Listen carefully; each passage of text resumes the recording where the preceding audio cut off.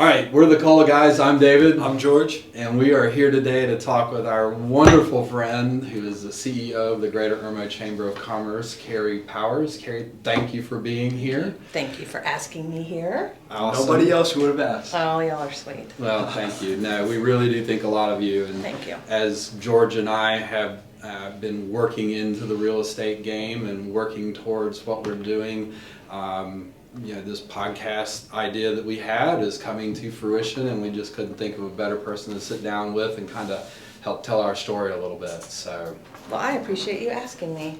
This is my very first podcast I've ever done. well, this And is I don't really technically- listen to them very much either, but I should. You're gonna have to now. I'm going to have to listen to this one now. Yeah. I said before this, if I give you a thumbs up, that means I think your idea is crap. I'm nodding my head with a thumbs up. Our good friend Ruby this morning. So good morning, Ruby. Good morning. How does that work? Does that look good to you? Yeah? We should have just kept going.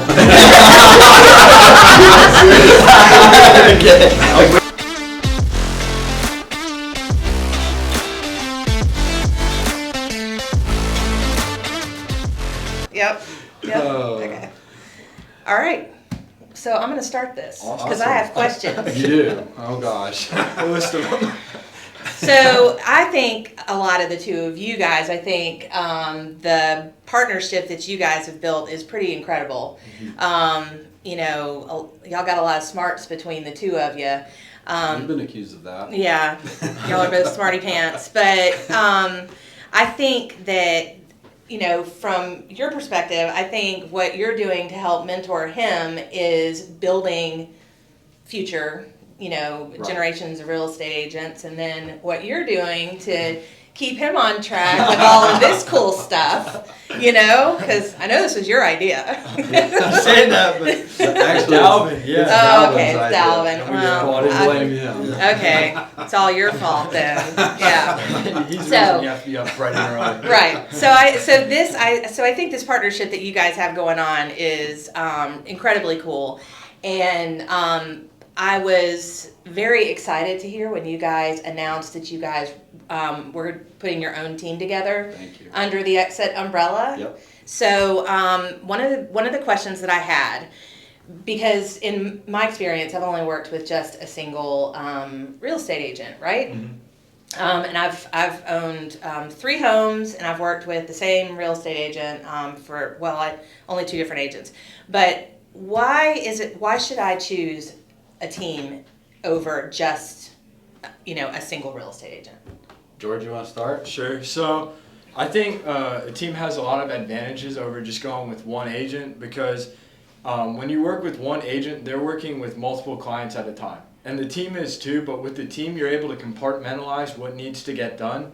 And if I'm not available, then David's available. And it also increases our knowledge about subjects, because I might be good at one thing like residential, while David knows more about commercial. So when you're combining the knowledge of the two in a team, you're getting a lot more expertise than just when you're working with one agent in particular. Okay.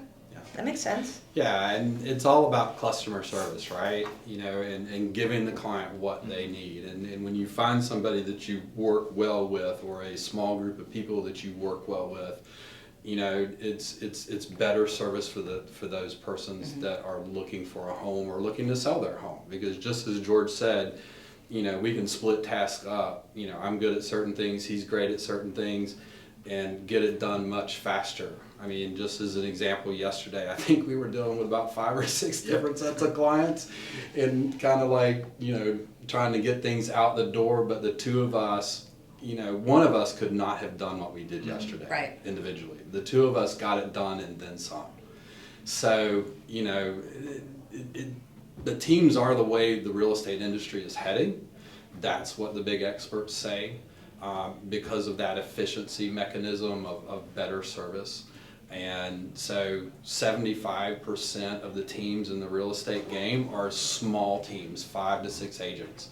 So most people are probably familiar with these mega teams that they seem that seem to consume areas. We've got 15 to 20 agents, and we're just dominating the area. those are like 1% of the real estate teams. I feel like they also lack a little bit of the teamwork aspect then, just in my opinion from seeing it, because when you grow a team that big, sometimes what happens then is each individual agent is a part of the team, but they're on their own. Yeah, they're working with also that individual right. client, while with our team what we're able to do is both of us are still able to work with everyone at the same time to really spread like our knowledge on the topic and give them the best advice and service that we can. Yeah. And we work really hard at letting our clients get to know us both, so that if I'm not available and they need to talk to George, they know George is talking to me as well, or vice versa. And so, you know, it makes a better transactional experience, because it's scary buying a home. You know, a lot of people, 20% of the market right now is first-time home buyers, and these people have never bought a home before. And so, you know, that's an intimidating process, and we like, you know, getting them comfortable with us so that they relax and can make this purchase that is going to impact their life for however long they own that home. So I know that you guys, you do multiple workshops. You obviously, with your educational background, you're an incredible teacher. What drove you to focus? I know you focus a lot of your efforts on first-time home buyers, right? Yeah. Why? Like, Well, why are you drawn to them? Well, first of all, you know, I went through that first-time home buying experience on my own. Like, I bought a house from somebody that I knew and didn't have a lot of guidance, right? Yep. And so it was scary and intimidating, and made some missteps in that process that, you know, changed, you know, I would have changed and done a few things differently, even the second time I bought a house and the third time I bought a house. So, you know, going back to the teacher of me, I think, you know, helping people understand what they're getting themselves into and what they're setting themselves up for is very important, because the more comfortable they are with that, then they can relax and like actually look at the property that we're trying to show them, and they can envision them building a life there. So these first-time homebuyer workshops that we've been doing at the Irmo Chamber on the weekends for young folks, I think, you know, are a way, number one, of us giving back to the community. That is part of the Exit brand that is baked into the Exit culture, are doing things to give back. And George and I, just our way of doing that is through these first-time homebuyers workshops with our other partners, you know, that come in and join us to do that. But first-time homebuyers right now also represent like 20% plus of the market. Right. I mean, there are a lot of young people finally, you know, at a place to buy that first home, and we want them to have a good experience, because just like you mentioned, you've worked with a real estate agent multiple times. You know, we want to gain clients and stay with them. We want to be with them. And I think adding on to that, it's closing a transaction is great, but giving them the knowledge and expertise in order to know that this was a smart purchase for them. And when you come to the first-time homebuyer workshop, we're not saying you need to work with us. All we're saying is here's the information, and I feel like providing the free information kind of incentivizes people to work with us, because we build the trust with them, and so they know we're doing this for them, and we're giving them all this free information, and we really want them to succeed with their first home purchase. Because a lot of times you hear of people not using the same realtor the next time. They're like, well, I closed the deal with this realtor on my first home, but I never heard from them again. Not with us. We're always going to be in contact with you. We're going to build a relationship with you. That way, when it's time for you to go from being a first-time home buyer to trading up in the market, or whatever real estate need you have, we can be the people to help you close. And it's not just going to be transactional. We're going to be giving you like the information you need. Yeah, we're trying to build real relationships with the people that we work with, to be friends with them, because, you know, probably half the people we work with are first-time people into the greater Columbia area.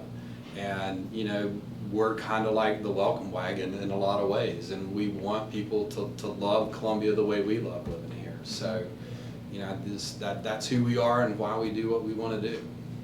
So, you guys, what are your goals over the next, let's say, 3 years? What are your goals over the next 3 years? We want to build our team here in Columbia, establish a presence and build a solid reputation, and continue hopefully to build content like this to give to people, to make real estate approachable for the average person. And then, you know, we eventually see ourselves building our team out to 5 or 6 of us. But we're kind of picky about this, and we've had about 5 conversations about who's number 3. Yeah. You know, and what does number 3 look like? That's kind of intimidating, being number 3 or 4 or Yeah. 5.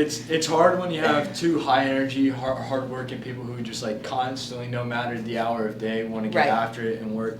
And then it makes you a little bit judgmental, and you have to hold back because you have to understand not everybody wants to sit down at 10 p.m. or 11 when they could be asleep and get some work done. But that's the way. Well, teams both need Dave lots and I of different operate. personalities. Yes, definitely. You know, they Yeah. need, in order to build a Succeed. solid team, you got to have a lot of different kinds of people. Yes, and so that's one of the things that we're well aware of. So like, I've hired a real estate coach for George and I, and you know, this person's been in the business a long time. They know how to grow people in the business. You know, I feel like given my background and what I've done in the past, management, leadership, got that covered. You know, how to actually operate in the real estate world and really look at building a fine-tuned small organization is a whole different thing.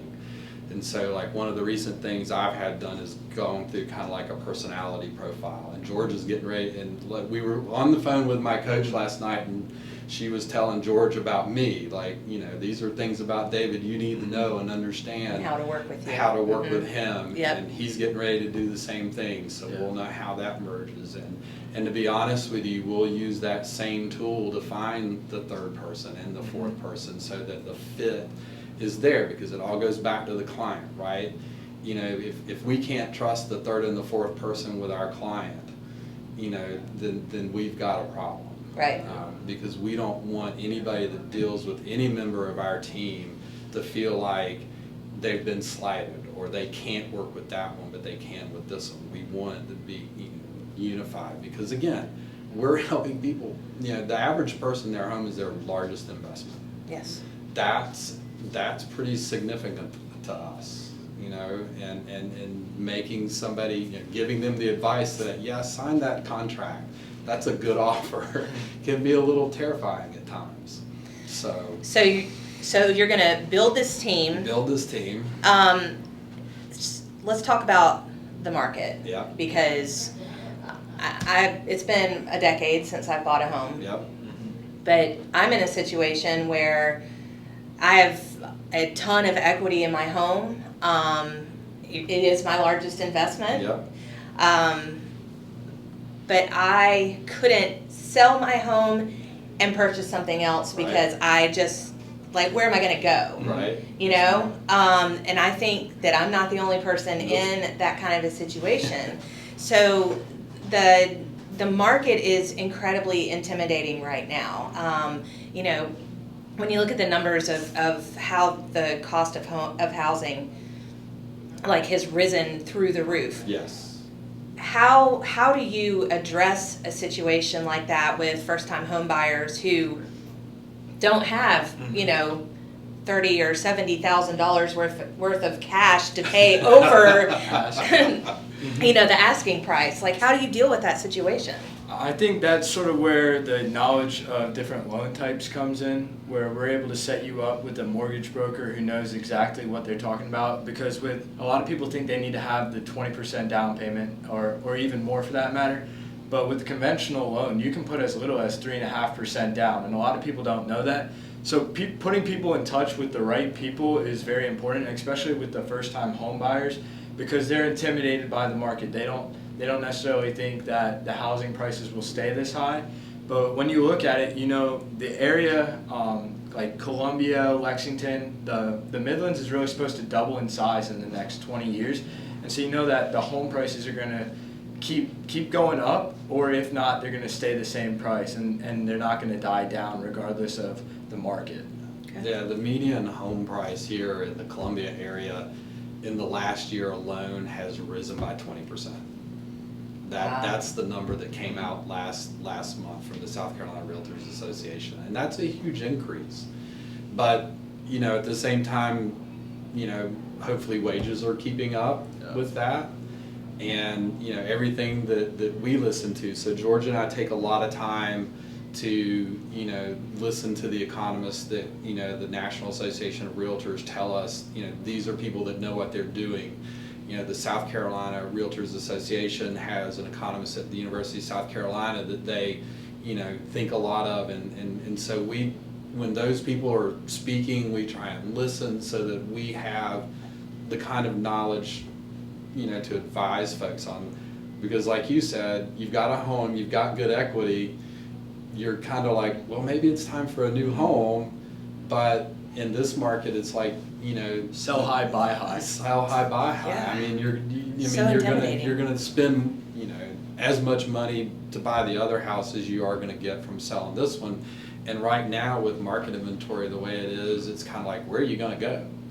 Right? Because the majority of what is out there at this point is new construction, and even new construction is struggling because of supply chain issues, labor issues, and it's a funny time to be in real estate. And so, but we've got clients that we have helped through this, right? They needed to move, so we start looking and we start prepping them to sell, and it seems to work out.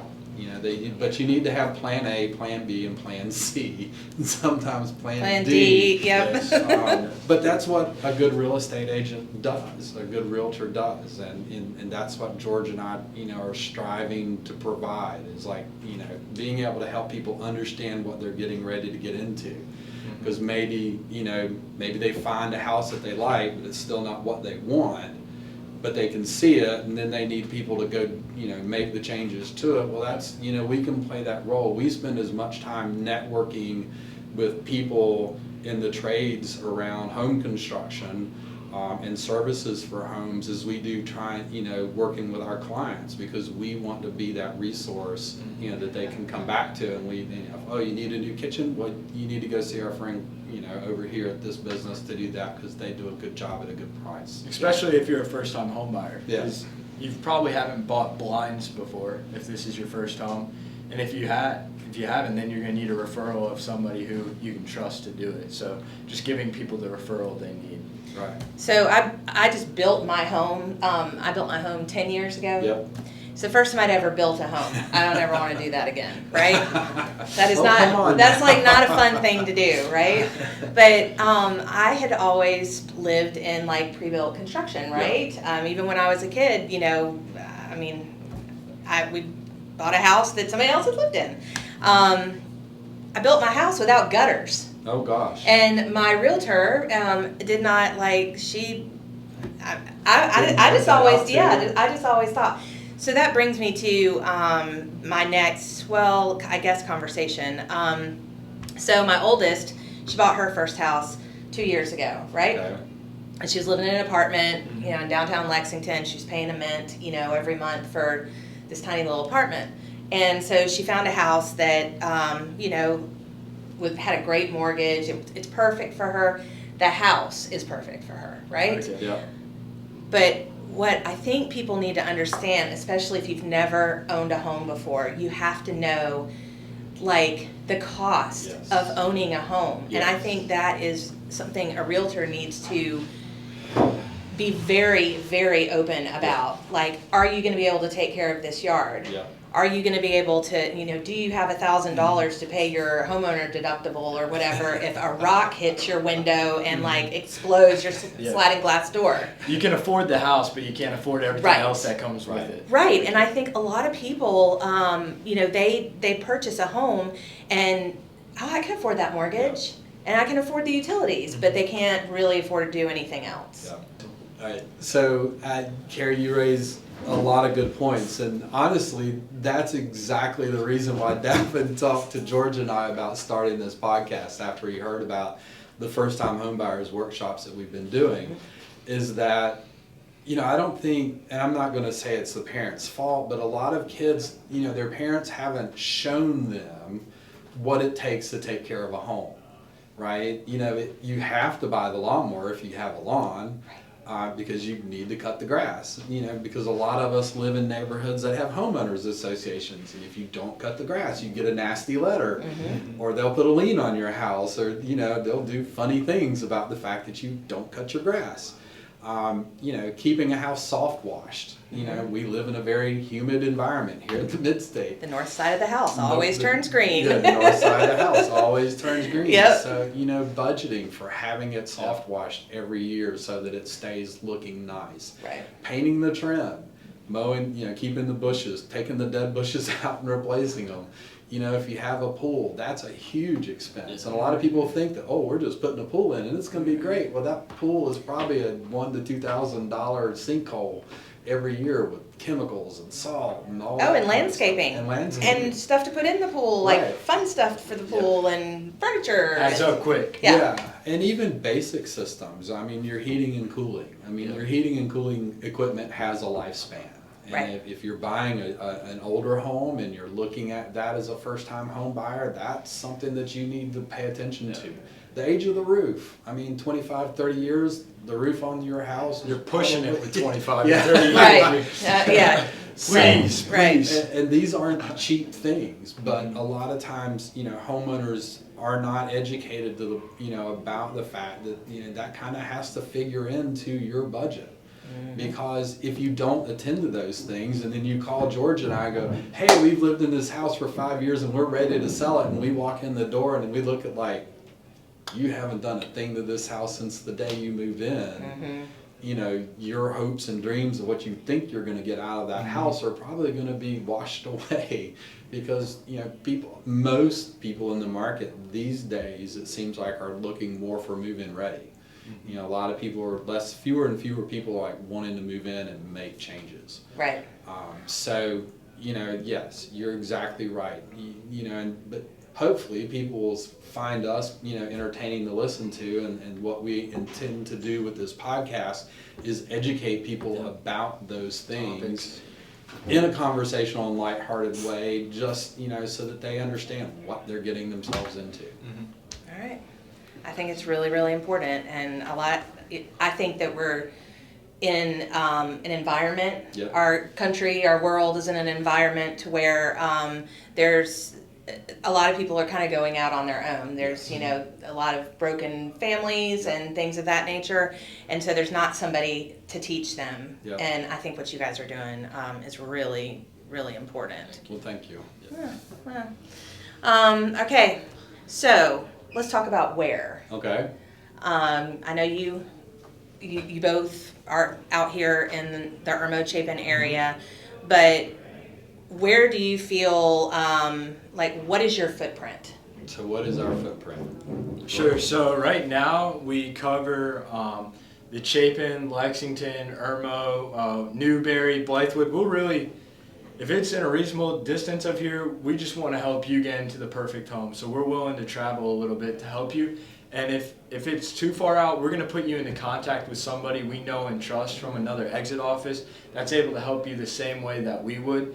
So we just want to give you the best service possible. But when it comes to not geographical location, but the types of homes or residences, we'll do residential, we can do commercial. We love lakefront properties. Of course you who do. wouldn't? I mean, Who doesn't they're love awesome, lakefront right? properties? They're awesome. But we're able to help with just about anything, just because it's a team, and the combination of knowledge really empowers us to be able to help you in any of your buying needs, or selling for that matter. Okay. And then you asked earlier kind of what's our 3 to 5 year plan. That 3 to 5 year plan includes, you know, serving this area really well with a small team out of Exit Palmetto, but then, you know, we see ourselves going down towards the coast, and growing another small team down, you know, in a couple locations down there, so that we can serve. And I'm actually in the process of getting my North Carolina real estate license, because I grew up in Western North Carolina and still have a lot of friends up there, and so there's always kind of been a historical connection between, like, the way I-26 runs from Western North Carolina down to Charleston. it used to be, that was a trading path.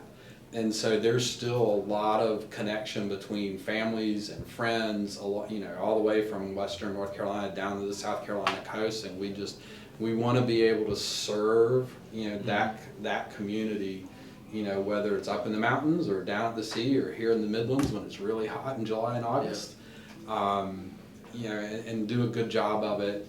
And again, hang on to those folks, right?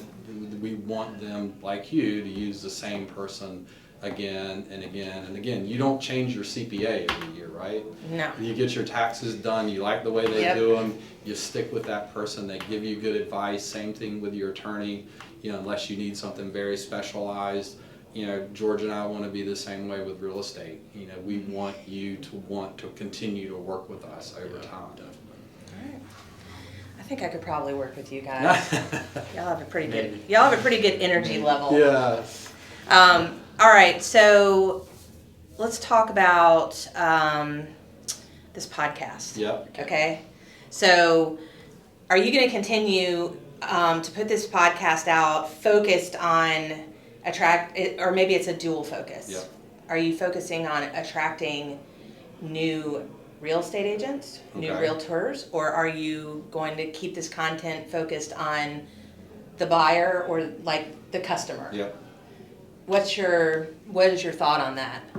Sure. So I think like the main focus of this is more about informing buyers and sellers about how we can help them. So like we're gonna have topics on here about pets and how they deal with real estate. So we feel the more we're able to that one Pets and real estate. Pets and real estate. But so the more we're able to inform you and give you the information needed, I think that's going to be the most useful way of like spreading the word of like, especially for first-time home buyers, what they need to look for in homes. But we're more than happy like when the time comes, for people to join the team. So it's not to say that that's not like a focus of this, but it's just not like the main priority probably in my opinion.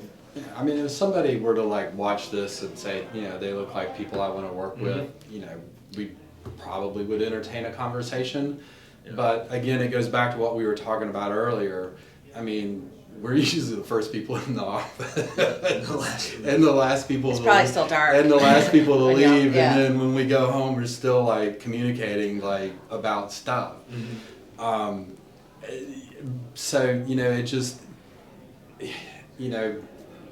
we'll take it as it comes, right? But I think our goal is to provide a service to the sellers and buyers of real estate out there about, what is it to own a home? What is it to take care of the roof? What about my HVA system? What about pets in the yard and trying buying and selling a house?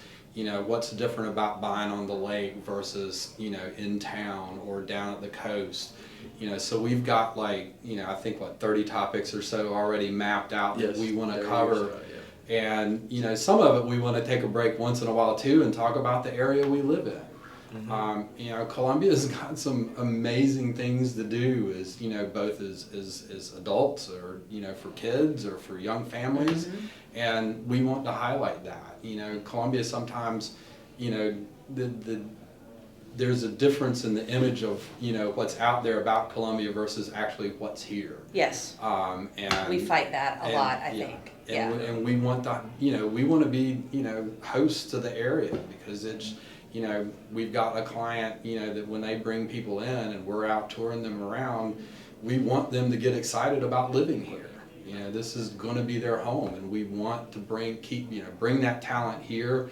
But as a proud University of South Carolina alumni, we got a lot of smart kids who are here in Columbia. Mm-hmm. Shouldn't we be keeping more of them here? And instead of, letting those brains go elsewhere. And that starts a lot of time just with knowing your area. So we spend a lot of time, again, networking and learning and digging into the history of things so that, we can tell funny stories or tell people about the area and just make them feel good about living here and the investment they're getting ready to make. Part of my job at the Chamber is to do just that. I, especially in the last 2 years since the pandemic, we have like an influx of people moving to our area, Yes. as y'all well know, Yes. right?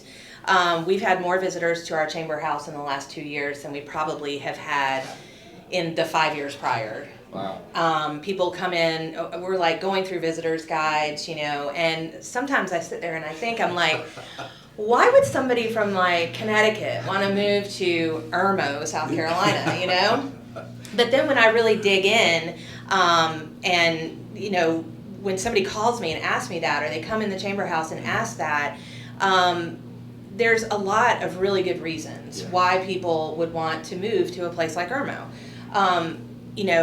This area, I always call it west of the river, because I try not to cross the river very often, but if you just think about like the outdoor amenities that we have. Oh, absolutely. 9 months out of the year, our weather is, it's pretty good. It's awesome. You get a 70-degree day. It's kind of frizzy sometimes, but Yeah.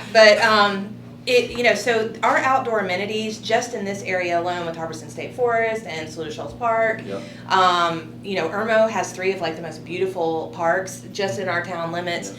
And that is stuff that attracts people to our area. And I think if we continue, the Greenway will be finished in the next few years. So those are things that will continue to attract. Yes. Our cost of living is very reasonable.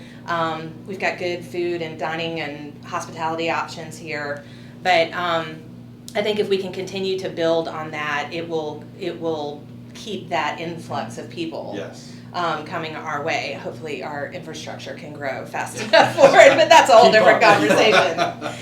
All right, so I have a question, but you can't use any names. Okay. Okay? The names will Close be my eyes. to protect the innocent. Okay. Pet peeves. Pet peeves. Pet peeves. Let's talk about pet peeves that you have, not about other realtors, but about people who are buying and selling. What are all of the don'ts? You go first, and I'll think of mine. Yeah. All of the don'ts. All of the don'ts. So it's just my personality, right? Before I do anything else, I jump online and I start doing research, right?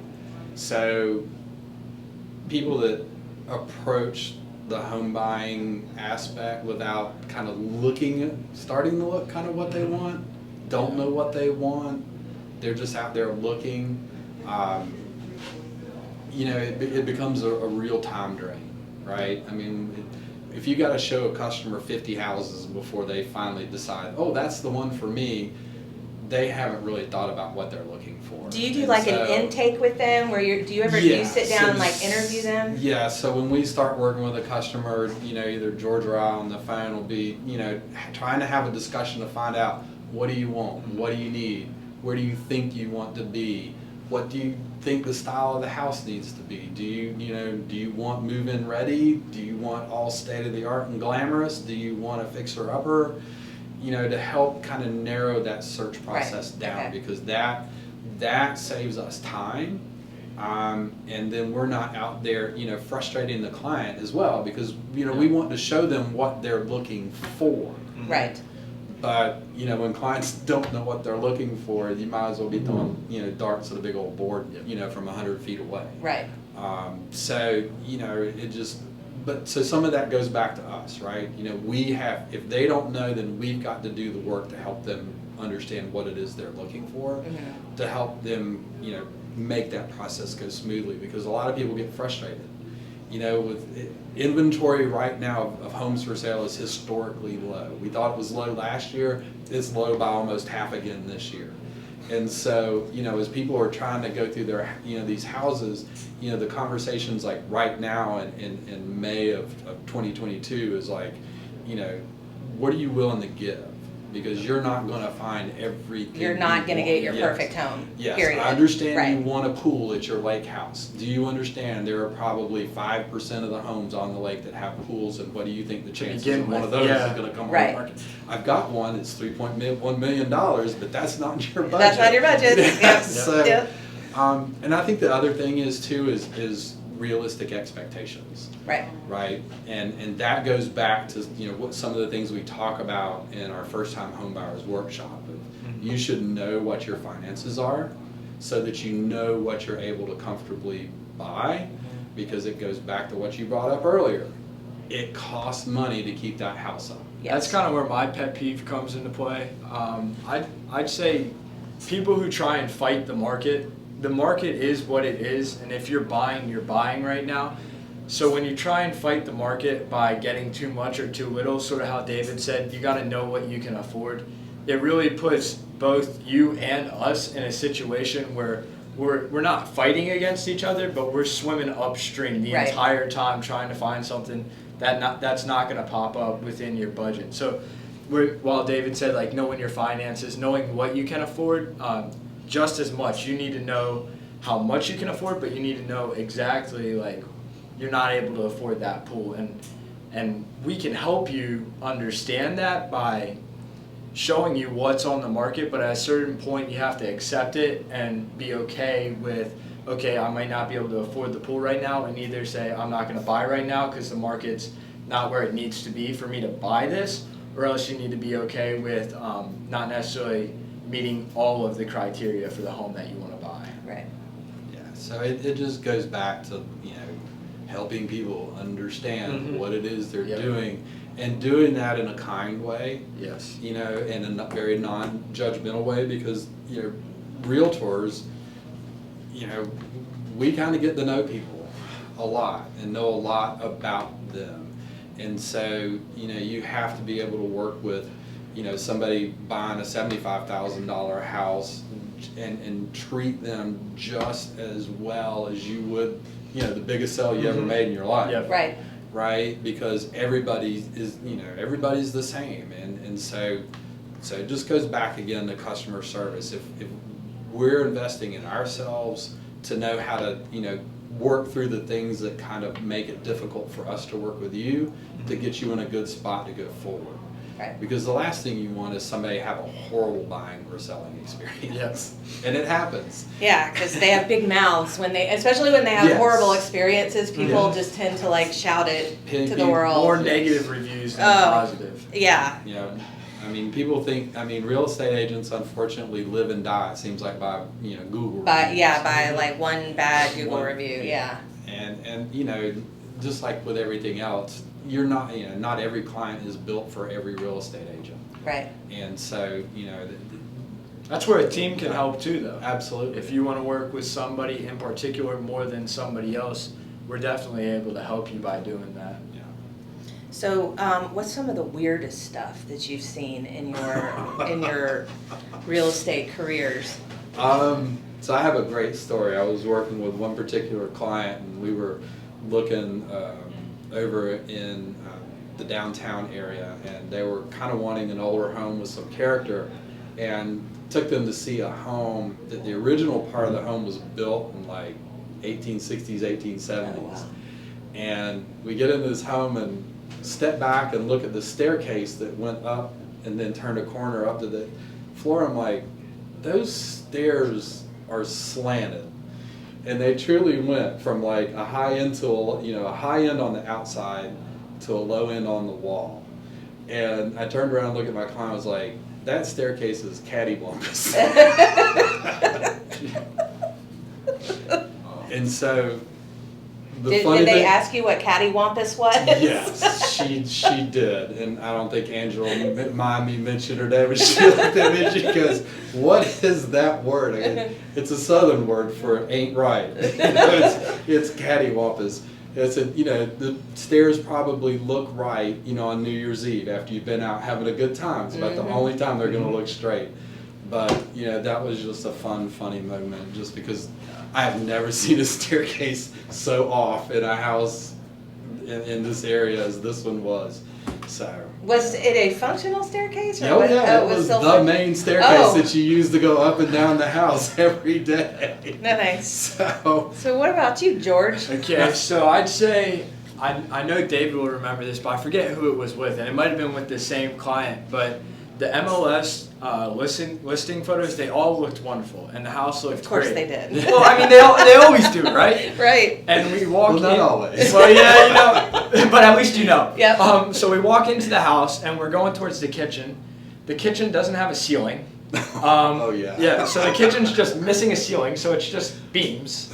And it's a new house. It's not a new house. It's like people have lived there. And they actually knocked out the ceiling. Well, they did half the renovation, but just that MLS photos. You probably don't need to add this. Let's get them to the house. So we're there, and the ceiling is just non-existent.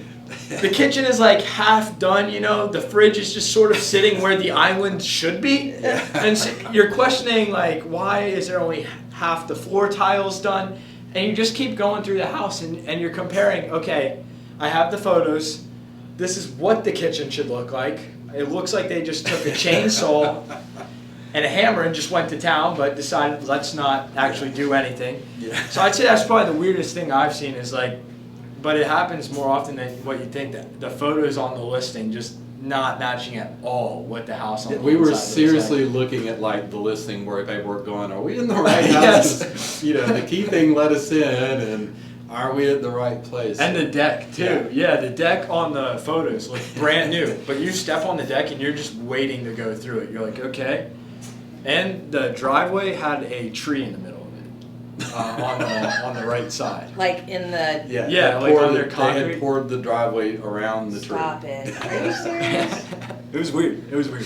So what do you do with a house like that? I mean, would you even take on a house like that? On to the next one.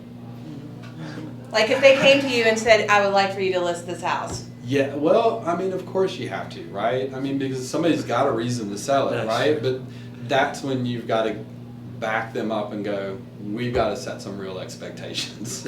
Maybe cut the tree out of the Maybe driveway. cut the tree out of the driveway, but, you know, if you're going to sell a house that's got, you know, where the commode overflowed and was running for a week and did all this damage, we got to set some real expectations about like Yeah. what you're going to get for this house. Right. Because this is basically a gut job and a redo. Right. So, you know, that just goes back to the training and what we do, because people have to sell stuff. I mean, but I will say there have been times when I've looked at a client and went, you telling me somebody made you an offer on this house, I'm telling you need to call them right now and take it, because I'm not going to get that price for it. Right. You know, so if you've got a better way to sell it for what you think you could, take it. You know, it ain't gonna happen. So let's shift gears and talk about marketing. Yeah. Okay, so obviously this Yeah. is This is part of marketing. your marketing. Yep. But what kind of marketing strategy do you employ? I think the best marketing, in my opinion, we're going into the Chapin Neighbors magazine. We're doing stuff like that, but I feel like the best marketing for us is giving back to the community. If people see you as a team who's always giving back and doing good for the community, they're going to talk about you. They're going to share it with their friends, and referrals is a great way to make business. So if we're constantly giving back, in my opinion, that's how you can market yourself, by being the team that's always giving back. Now there's other ways that we do, and I'll let David talk about that. But in my opinion, just giving back is really a great way to market yourself, because we're supporting the community as a whole then. Sure. I mean, it's baked into the exit culture from the top down to give back to where, you know, the community that you work in. And, you know, so Exit Corporate has, you know, given multi-millions of dollars to Habitat for Humanity and other causes like that, but they kind of look at, you know, the exit office owners, because they're all locally owned and individually owned. They're not part of the, you know, giant shareholder corporate real estate world. And like our broker in charge, Lisa sets the example for us.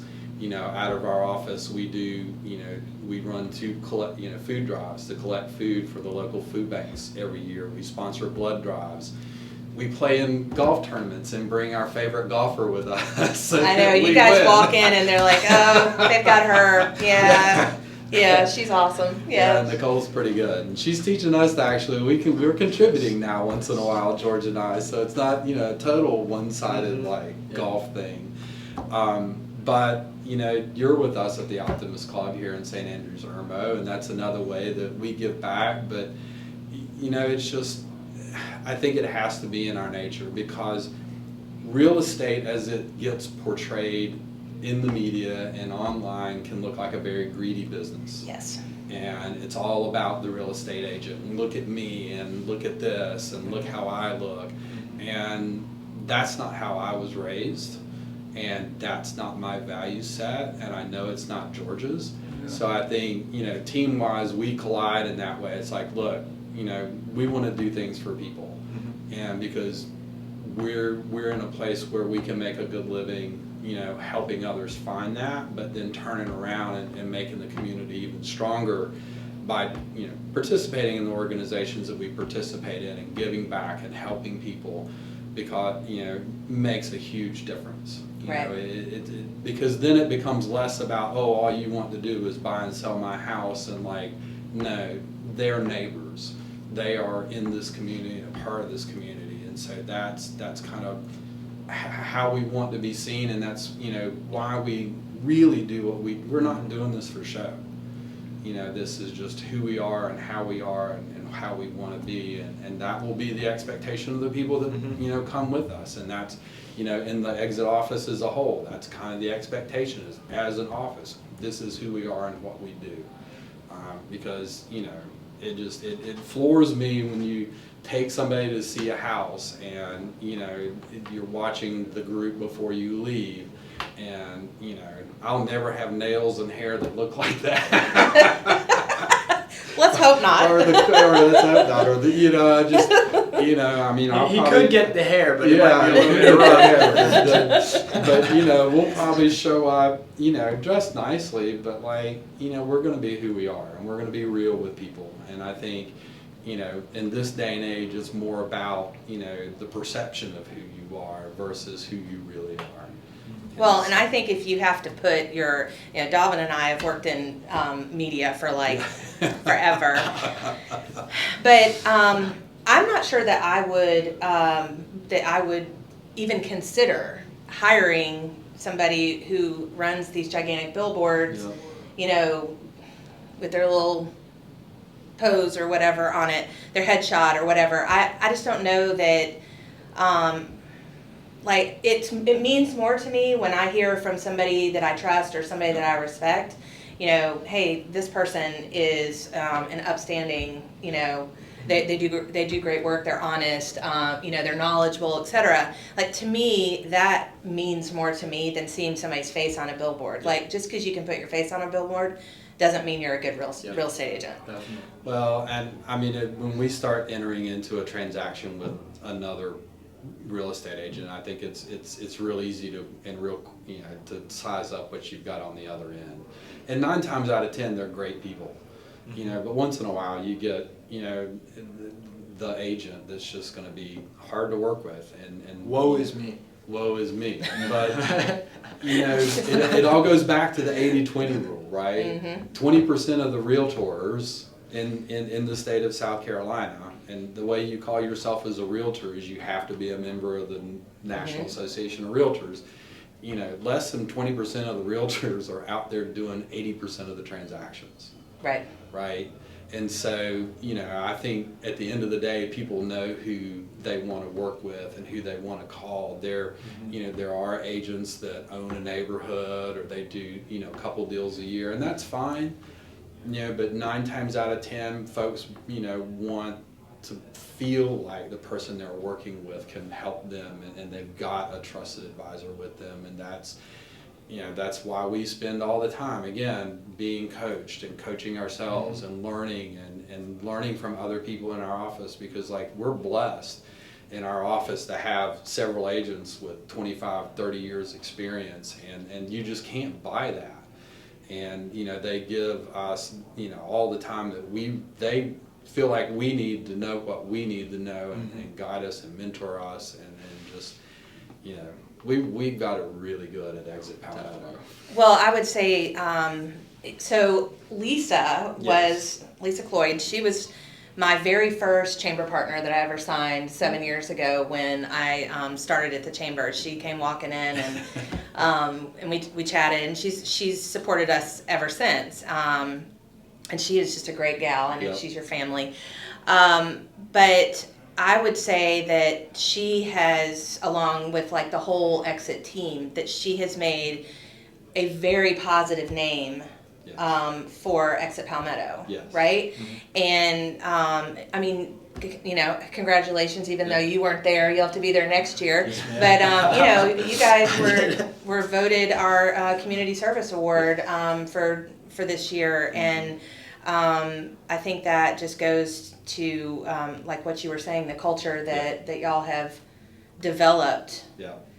over there. Yeah, so Lisa and I go way back. I mean, we're second cousins. Right. So our grandmothers were sisters, and our grandmothers grew up outside of Pomeria, kind of between Pomeria and Newberry. Mhm. And so we have big roots in this area. Even though I grew up in western North Carolina, you know, our family from down here would come up there every July 4th. And so I've known, Lisa and I have known each other since we were very young. And, you know, she is a dynamo. Yes. I mean, to be able to say that you work with someone that is a serial successful entrepreneur and also a female is huge. Who constantly gives back. Always. Yes. I mean, she is Yes. the most, almost like we have to like rein her in sometimes. It's like, you know, there's got, you know, there is a line. Right. But she gives and gives and gives and gives, and that reflects back on, you know, what she expects of us. Right. And I think it's a good standard to be held to, because she truly wants to serve that community and grow that community. I mean, she and her husband Chris have lived there for, you know, almost 30 years. They've raised their family there, you know, grew up outside there. We've got cousins in the area and the other extended family in the area, and so, you know, we want it to be a good place to live. And I think too many of us have forgotten that community exists. Yes. And that, you know, used to, people got services through the community. It wasn't always, you know, from above at the state or the federal level. It was community. And so I think us trying to reestablish some of that is important. And I don't think there's any better place to do that than where you guys are based, your home base over in that area. It still has that that feel Yes. of, you know, being a small town, a small southern town. And so I applaud y'all for the work that you've done, because you definitely set yourselves apart from, you know, other companies in the area. Well, thank you. Yeah. But that just goes back, because we've got great partners, right? And people like you in the area, in the Chamber of Commerce, that are, you know, promoting Irmo as a place to come and work. And it's just like yesterday, we were having a conversation about the fact that, you know, good old Malfunction Junction's getting ready to do a 10-year makeover. Right. And, you know, I love the fact that someone came up with the idea for a billboard that needs to be right at Piney Grove Road. And said, you know, if your business was based in Irmo, you'd be at work by now. I know. Because Right. every morning, Yeah. I mean, it's backed up all the Yeah. way past Chapin. Yep. And that's not going to get better. No. But see, that's where coming in as a team like George and I can serve the Irmo community, because as we go into other areas, Dalvin is pulling us into Columbia, into other groups, and introducing us to a lot of people there, and they're trying to grow businesses. You know, we can act as an ambassador and say, why don't you think about outside of town? Because there's plenty of space and quality Not of just life. a place to live, but a place to work. Right. Yep. Like, move your business to Yes. Irmo. Move your business to And Irmo. we can help you with that. Yep. Yeah. And we can help you with that. And if not us, then we'll find you the right person. And we have a town that is eager, Yes. as is Chapin. Both Chapin and Irmo are incredibly eager to work with people to bring their businesses out here. You know, we have places for people to live. We have the best schools in the entire area. We are primed. Yep. As I was saying yesterday in our board meeting, Irmo and Chapin are primed Yep. for growth. We just have to convince people that, you know, if you This is worked in where it Irmo, is. you Yeah. would be at work by now. Yeah. So, and there's no reason to it. I mean, no reason for it not to happen, right? Because technology now allows you to work from anywhere. Right. And so, but, I think just, it's the collaboration of all these different industries, the chambers, the real estate folks, the school districts, the local government saying, we want a quality of life and we know what that looks like and let's go after it. Right. And you through the chamber do a good job of keeping us abreast of what's going on, because I can't tell you how many times George and I get asked, well, what's going on? What are people doing? What are the plans? I've got a small business. We want to expand. Where should we do it? And it's nice to have answers, or nice to have connections to pass people on to make those things happen. It took me a little while when, I've always worked in media, but it took me a little while when I first started the chamber to take that information in and then realize that I've got to tell somebody that because, something in me is like, well, maybe, I don't know if you should share that. Somebody of importance just told you that. But all of that information, like that I share in our board meetings, the things that I hear at council meetings, all of that, like, that's important to everybody. Yes. Especially in what you guys are doing in the real estate industry, because y'all need to know all of that as well. You're going to get asked those questions about, what's going on in the school district, or what's going on with certain things in the town versus the county. It's important. And I think too that's where, as a real estate agent, you've got to be real with folks, because there are times like George is not going to have the answer, I'm not going to have the answer, but if we've done our job and go about it the way we're going to go about it and are going about it, and knowing folks, putting people in connection with the right people, to find things out, or being able to call that person to get the information and relay it back, plays a huge role. And that, we see that just as much of an important job, value that we bring to people, at the end of the day, as well as, more so sometimes than selling the house. Yeah. Because as, if the community is going to grow and be successful, then we're going to grow and be successful. Right. And we want to be a positive part of that, not just the person that rolls up and says, sign the contract and I'll see you later. Transactional. Yeah. Building relationships. And you've lived here your whole life too, George, right? No. So I moved down here from Pennsylvania back in 2016, and I will say moving to Irmo is the best thing that has ever happened, just because the people here are awesome, the town itself is awesome, the schools are awesome, everything about Columbia and Irmo is awesome. So I came from such a small town that Columbia to me was like New York City. Oh, wow. So oh, my goodness. This place is like blessed. so much stuff to do, but you have the lake, and I think it's just one of the best places for people to move here and to live, for that matter. But the last 6 years have been awesome here. Fantastic. Heard it from the mouth of the man. Well done, George. Y'all, thank you for having me here today. Listen, thank you. It's been a pleasure letting us, tell us a little bit about you and what we're up to.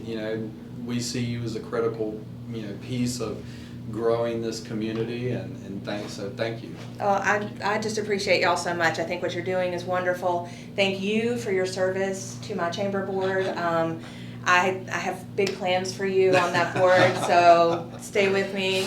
And George, I wish you the very best. You're pretty incredible. So, thanks for having me here today. Yes, Thanks.